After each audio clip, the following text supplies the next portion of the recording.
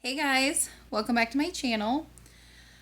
So today's video is going to be a why have I been MIA the last few weeks. I was getting pretty good at least posting one video a week, and we've just had a lot going on, and I will kind of briefly explain. I will give you an update on everything because last video was basically my 1 month update on metformin to regulate my cycles, and now we are coming to the end of, oh my gosh, May, which is crazy. So, lots to update you on. So, if you are new to my channel, I make a lot of TTC, which is trying to conceive videos. I struggle with very irregular cycles and have yet to ovulate. So that's a huge issue I've been running into. November of last year, I started taking the steps I needed to. Once I started realizing that my body wasn't doing what it's supposed to be doing, supplements, all that kind of stuff. I've researched a lot of things, and then I had my first fertility consultation. Wow, my hands are dirty. April 1st. So, April 1st, they diagnosed me with PCOS, which is polycystic ovarian syndrome, and I will make a separate video on that, kind of like signs and symptoms of PCOS and ways to combat that, or just like an informative video on really what it is. So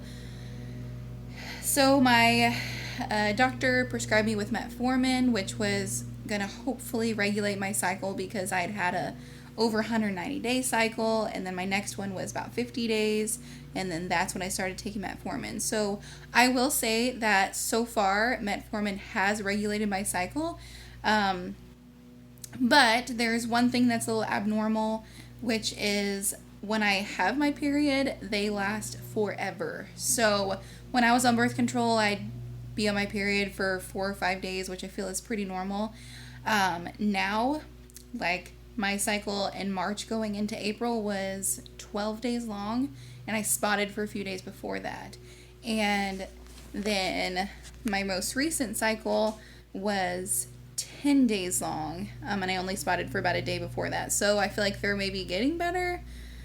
So the plan was to go on metformin through the end of May. If that didn't, one, help regulate my cycles and help with ovulation, then we would step forward with Clomid. So I got a hold of my doctor. I let her know, hey, it's helped regulate my cycles. My periods are a little bit long, but it has not helped with ovulation. So since I've got on metformin, I have yet to get a positive ovulation test. And what kind of happens is the line starts to get darker, and it's like I'm leading up to ovulation, and then nothing. It just kind of goes away and goes back down. So that is something with PCOS too, is you never quite ovulate. Your body tries to ovulate and it doesn't quite get there. And usually what will happen is if your body tries to ovulate and then it doesn't, it'll try again, I guess, before your next period to try to ovulate. And then obviously if that doesn't happen, then you get your period. So I called her, let her know what was going on. She said, okay, well, I'm going to prescribe you Clomid. And then I'll renew your prescription for metformin, so continue taking both of those. And then I believe she said you will start taking your Clomid on day 3 through 7 of your cycle. And then obviously once my period ends, I will continue with my ovulation testing and crossing my fingers that it helps. So obviously getting pregnant this next cycle, which would be in June, because my periods have been starting the very end of the month or the first of the month, so that makes it kind of easy. Obviously, hopefully I get pregnant then, but my main goal is to ovulate next month. So if Clomid helps me do that, that's awesome. That's a step in the right direction.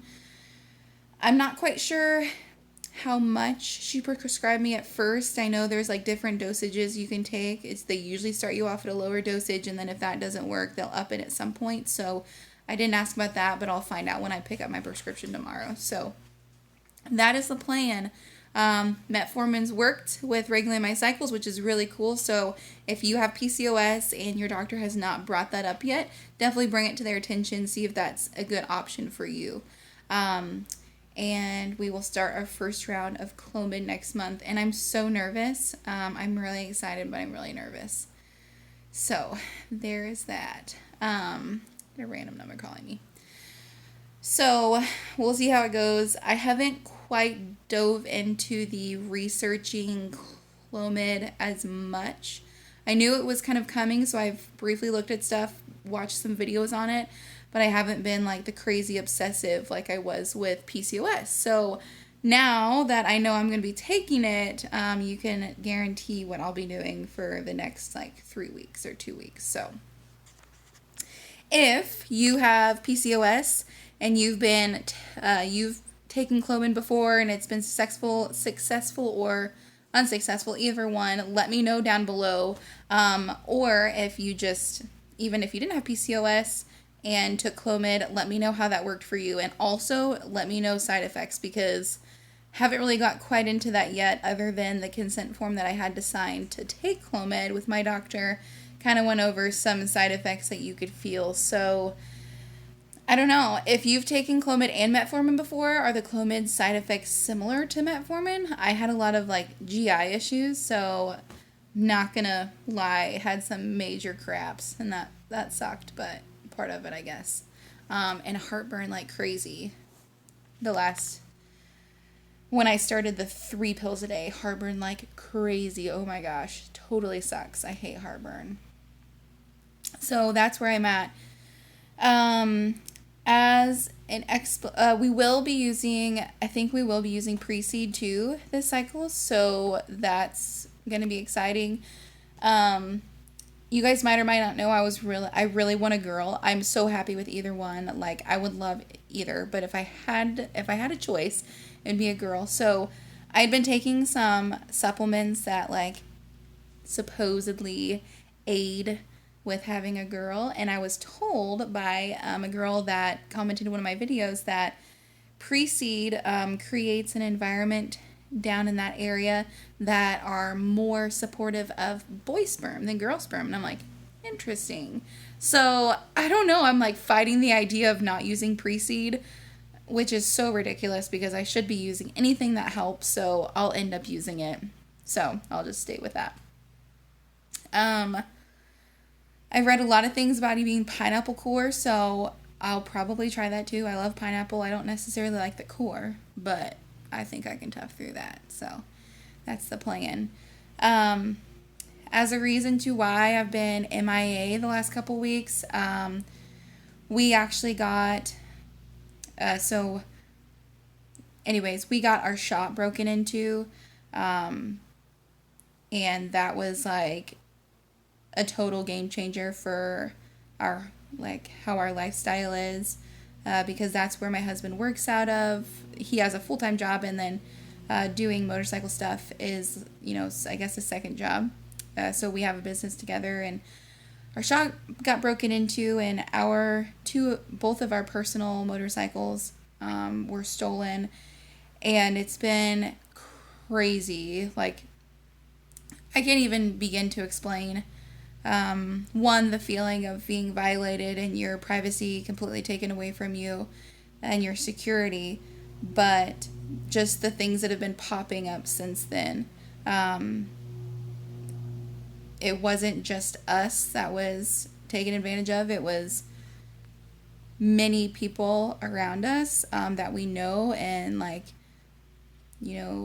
agriculture related people, which that's their livelihood, and that was taken from them. And it's come to our realization through talking with a lot of people around here, and especially the detectives in our case, that it is much larger than we realized. Well, we kind of suspected that, but it's a huge chain of thefts, not just in our area, but kind of within like a 70-mile radius of us, which is crazy.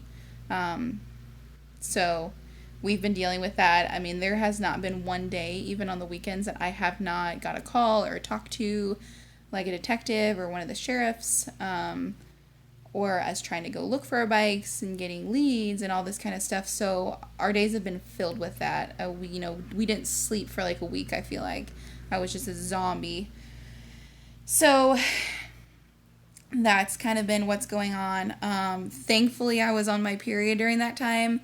So, because baby dancing was the last thing on our brains with everything going on. So that's, I guess, a light at the end of the tunnel kind of deal. I wasn't worrying about missing a window of opportunity or something. We were just able to focus on what was going on. So that is where we're at. I will tell you that I don't think there's anything worse in this world than a thief. There's a few things, but they're the top 5. I mean, it's just like to take someone's property that they've worked so hard to have, just to sell it for drugs or money or something like that, or just for the high of the game or the challenge. I don't know. Like I will never understand that. Just like totally blows my mind. Because it's like, what are you going to do with that motorcycle when you steal it? Like, if you're going to go out and ride it, you're a dumbass, excuse my language. If you sell it to someone else, you're a dumbass. And if you buy it from someone and it's stolen or you don't question it and doesn't have a title, you're a dumbass. Like, freaking people are crazy. Like, how do you not expect to get caught at some point? Like, they've made it pretty far, and where they recovered my motorcycle, but not my husband's, and where they recovered my motorcycle, they recovered over $1 million worth of stolen property. So, these people are idiots. I will tell you that right now. Karma, though, they just wait. Karma. So, that's what's been going on. And I just have to get regrouped and refocus myself on this baby stuff. Which, honestly, I hate the circumstances, but it was kind of like a break from obsessing over all of that.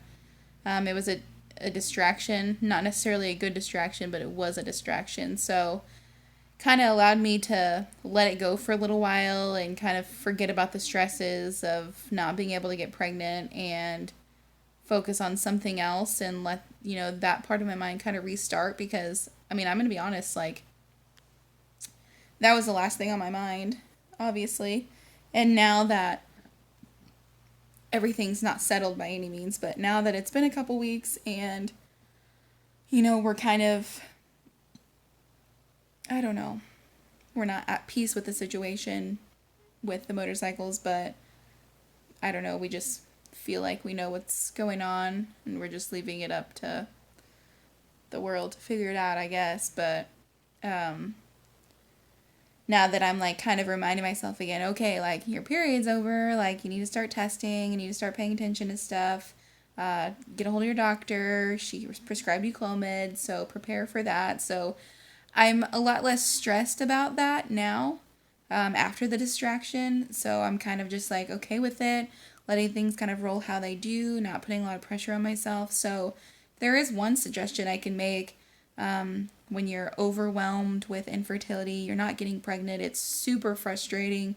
You've got to a point where you're like, well, am I ever going to get pregnant? Like, am I ever going to see a positive ovulation test or a positive pregnancy test? Like, time is ticking away. All I can tell you is give yourself a break.